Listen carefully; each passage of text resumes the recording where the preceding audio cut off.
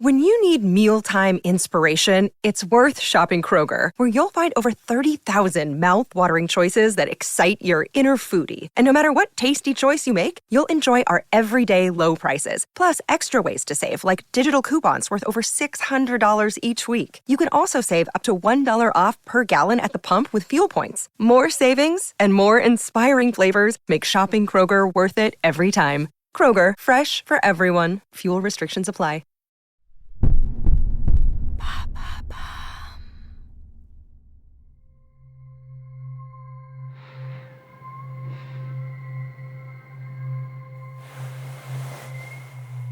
Lorraine se redresse dans son lit. Dehors, le vent fait frémir les arbres comme des grelots. Elle prend son téléphone sur la table de chevet, 2 heures du matin. Qu'est-ce qui a bien pu la réveiller en pleine nuit ? Elle a le sommeil lourd d'habitude et n'a jamais fait d'insomnie de sa vie. Mais là, impossible de se rendormir. La jeune femme enfile des chaussons, s'approche de la fenêtre et ouvre le rideau. Depuis le 2e étage, elle voit la forêt s'étendre à l'horizon. Et tout semble baigné dans une mystérieuse brume orangée. Éblouie par la beauté du paysage, elle prend quelques photos au flash. Mais sur l'un des arbres proches de la maison, elle remarque quelque chose d'étrange. On dirait qu'une feuille de papier est accrochée au tronc. Elle zoome pour essayer de lire ce qui est écrit dessus, mais soudain l'écran devient flou et son téléphone se met à grésiller avant de s'éteindre d'un coup.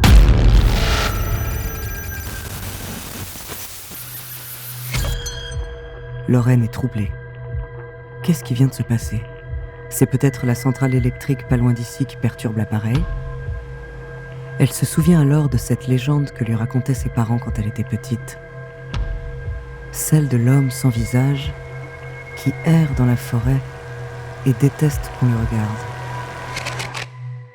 Elle hésite un instant, puis décide de sortir pour en avoir le cœur net.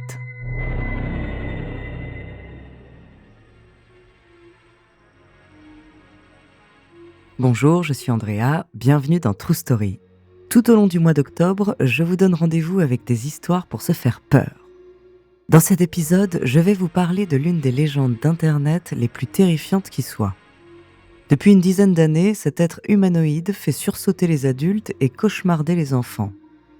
Dérangeant, violent, mystérieux, il est encore loin d'avoir dévoilé tous ses secrets. Son nom, le Slenderman. De la peur qu'il suscite aux conséquences de son succès, découvrez sa true story.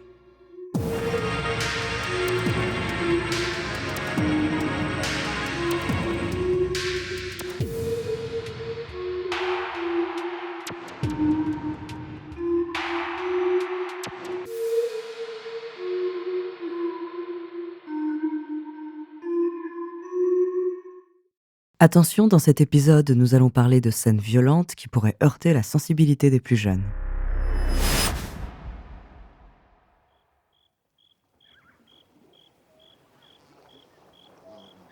Dehors, le vent semble gémir, et le cri répété des chouettes et des corneilles ne la rassure pas vraiment. Quelque chose au fond d'elle lui dit de rentrer à la maison, de se remettre au lit, comme un mauvais pressentiment. Mais la curiosité est plus forte. Elle veut savoir ce qui est écrit sur ce bout de papier et comprendre pourquoi elle n'a pas réussi à le photographier.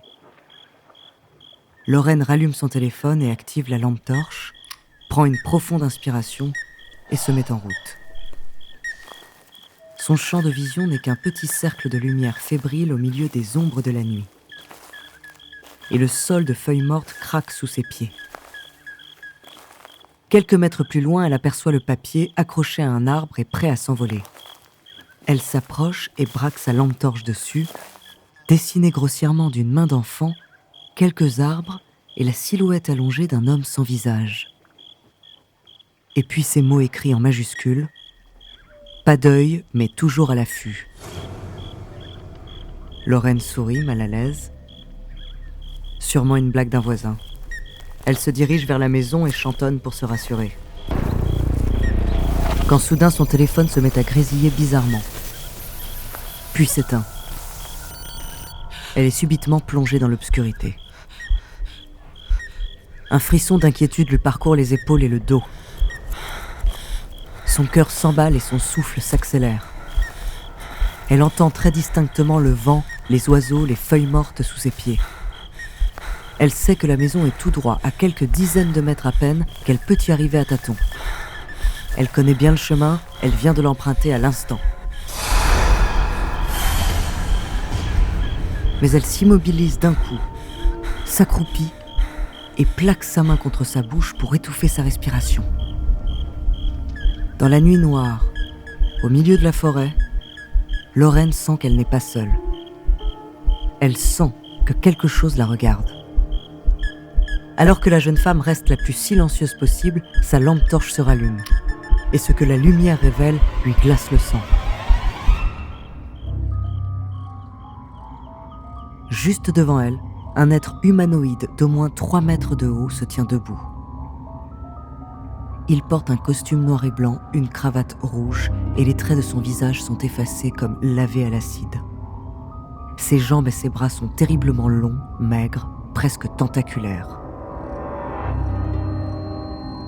Lorraine est totalement paralysée, absorbée par cette vision d'horreur. Chaque muscle de son corps semble fondre à l'intérieur. Un mal de tête de plus en plus douloureux vient lui presser les tempes à mesure qu'elle regarde la créature comme un ultrason. Sa vision se floute. Elle a du mal à respirer. Son esprit vacille, aspiré par cette force inexplicable et terrifiante, prêt à renoncer à toute raison, à toute lucidité et à se livrer sans résistance à l'appel de la folie. Lorraine se sent mourir.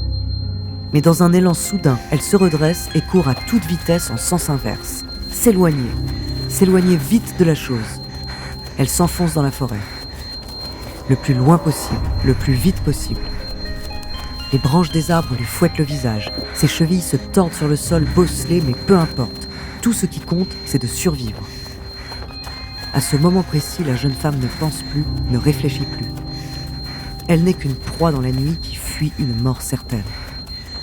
Son ventre brûle, ses oreilles sifflent, mais elle sait instinctivement qu'il lui reste une chance, un maigre espoir d'échapper à la créature. Son mal de tête se calme à mesure qu'elle prend de la distance. Elle finit par s'asseoir derrière un arbre pour reprendre sa respiration. La main tremblante, elle rallume son portable, aucun service, évidemment. Sa mâchoire se crispe et des larmes de peur et de colère roulent sur ses joues. Elle ne peut contacter personne et va devoir se sortir de là toute seule. Désespérée, elle se frappe à l'arrière du crâne contre le tronc d'arbre. Mais un bruit familier la sort immédiatement de sa panique. Elle se retourne tout doucement. Juste derrière elle, sur le tronc, un bout de papier semblable au premier est accroché. Dessus, il est écrit « Ne le regarde pas, sinon il t'attrape ».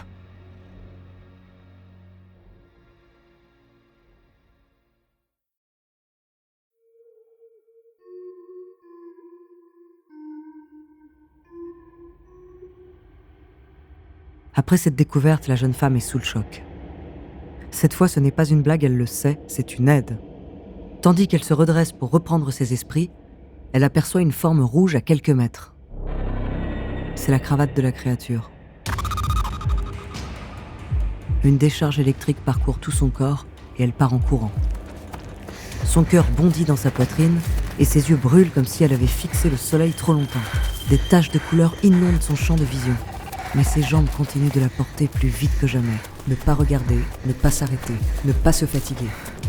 Elle court comme ça pendant plusieurs minutes, devinant parfois la silhouette du prédateur qui la traque.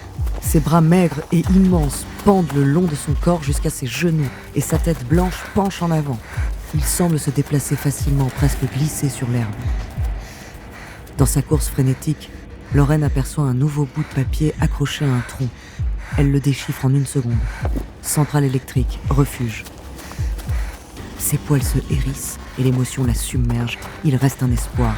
Ses pensées, jusque-là désorganisées, se concentrent toutes sur un seul et unique but, atteindre ce lieu à tout prix et se mettre en sécurité. Il fait encore nuit, mais ses yeux se sont habitués. Elle voit mieux le sol, les arbres et la structure métallique de la centrale qui s'élève dans les airs, au loin. Malgré la peur et la fatigue, son esprit est de plus en plus lucide. Elle sait qu'elle peut y arriver et avale la distance à une vitesse folle. Le vent la pousse dans le dos. Plus vite, plus vite, plus vite. Elle y est presque. Elle y est presque, mais elle trébuche, tombe par terre et se cogne violemment la tête contre une pierre.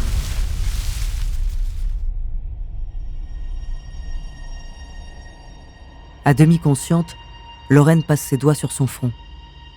Elle saigne beaucoup et ses paupières sont lourdes. Tout résonne dans sa tête. Les feuilles mortes, les chouettes, et son portable qui grésille dans sa main.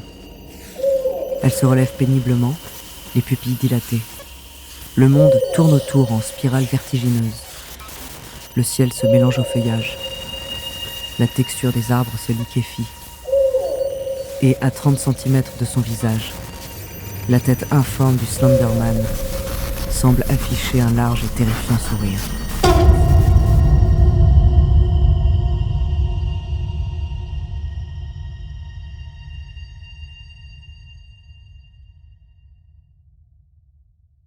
Cette légende est née sur un forum en 2009.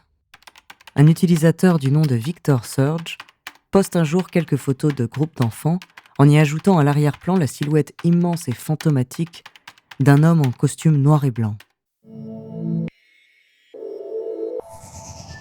Il n'en faut pas plus pour qu'Internet s'emballe. La créature est baptisée Slenderman, ou homme élancé, et procéderait à des enlèvements d'enfants. Les années qui suivent, le Slenderman devient un mème Internet. Décliné en masse de façon horrifique ou humoristique, cette figure devient l'un des plus grands mythes du web et fait l'objet de nombreux fanarts. Jeux vidéo, fiction, cosplay ou encore documentaires. L'histoire de Lorraine que vous avez entendue plus tôt est d'ailleurs librement inspirée du jeu vidéo Slender, The Eight Pages, sorti gratuitement en 2012.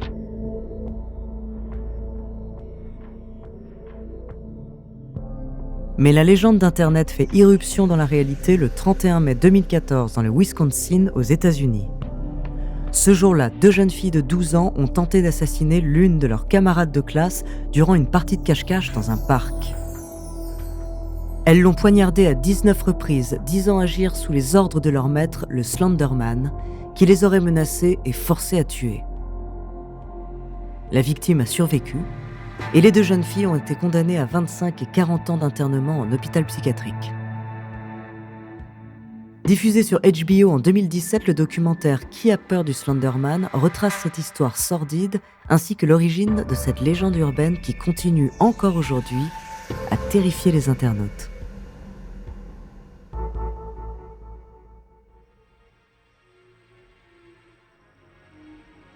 Merci d'avoir écouté cet épisode de True Story. À l'occasion d'Halloween, octobre sera un mois spécial horreur. La semaine prochaine, je vous parlerai d'un sergent de l'armée française nécrophile et nécrosadique ayant sévi dans les cimetières parisiens au XIXe siècle. En attendant, si cet épisode vous a plu, n'hésitez pas à laisser des commentaires et des étoiles sur vos applis de podcast préférés.